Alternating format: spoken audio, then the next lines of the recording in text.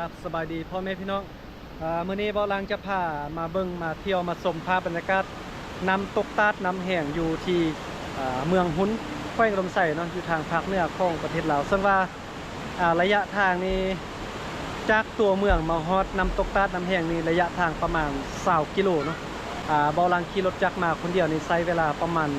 เกือบฮอดชั่วโมงนะถ้าว่าไผที่ขี่รถซานี่น่าจะฮอดชั่วโมงนึงเนาะเพราะว่าเส้นทางนี้เป็นเส้นทางดินแดงเนาะกว่าที่เบาลังจะมาฮอดน้ำตกตาดนี่ก็บ่แม่นง่ายเนาะเบาลังขี่รถนี่ลุยน้ำขึ้นดอยผ่านสายน้ำมาหลายบอนพอสมควรเนาะผ่านขี่รถลุยน้ำห้วยน้ำหองมานะเส้นทางก็บ่ค่อยดีเป็นเส้นทางดินแดงแล้วก็ดอยเป็นดอยสั้นเนาะน้ำตกตาดน้ำแห้งนี่ก็จะมีหลายสั้นเนาะซึ่งว่าบอนที่เบาลังอยู่ตอนนี้ก็คือสั้นที่1ถ้าเราขึ้นไปด้านถึงนี่จะมีหลายสั้นเนาะแต่ละสั้นก็จะสวยงามแตกต่างกันไปแต่ว่าเบาลังมักสั้นที่1เนาะ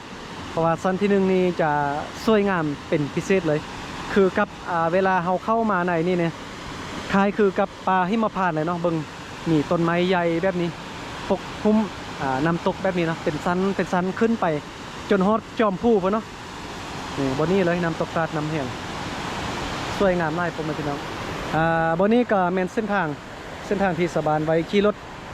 ข้ามแม่น้ำไปให้ไปส่วนแล้วก็จะมีขั้วเนาะมีขั้วข้ามน้ำ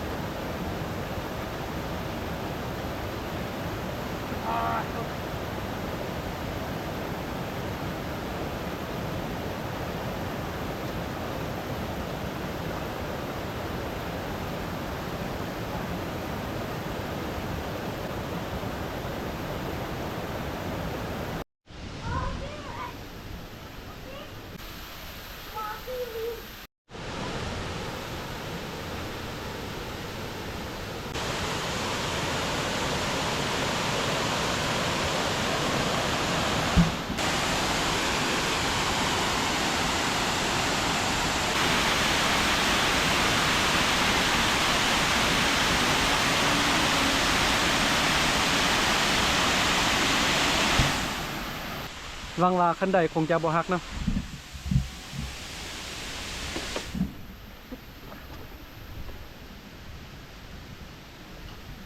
โอ้โห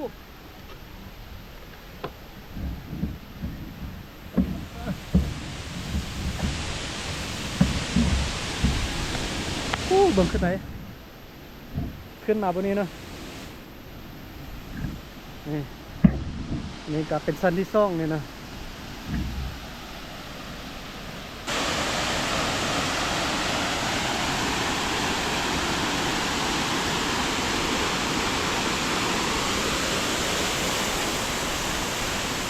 มาทางด้านนี้ก็เป็นสั้นที่1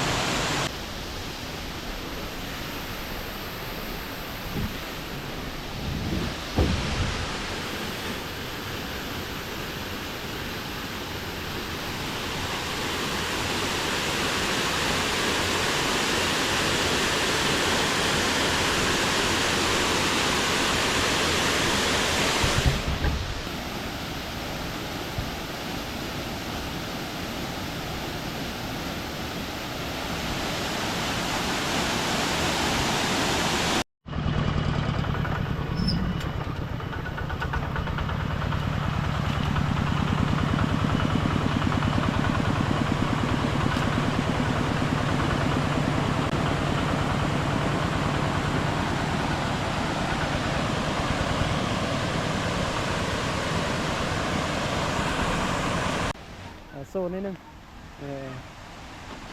จับโซ่เลยจับยกขึ้นเลยบัดนี้เห็นบ่าวน้อยไปใส่กับนู่นเอาไม่ยังรอตัวนู่นน่ะเอาสลีบ่เบิ่งสลีเนาะโอเคครบแล้วเยี่ยม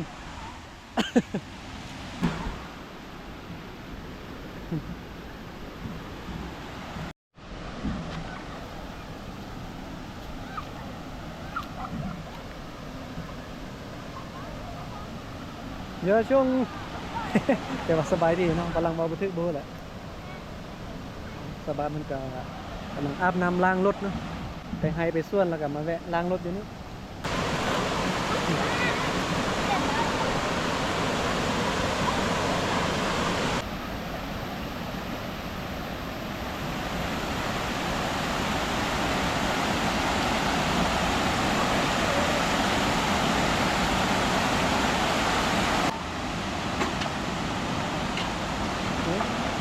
โอ้สปริงนี่นิ่มดีเนาะ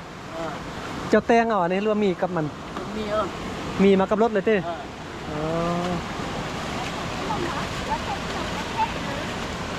อายมันไปให้ไปส่วนมาเนาะเอารถซิ่งมาแล้วแวะล้างรถ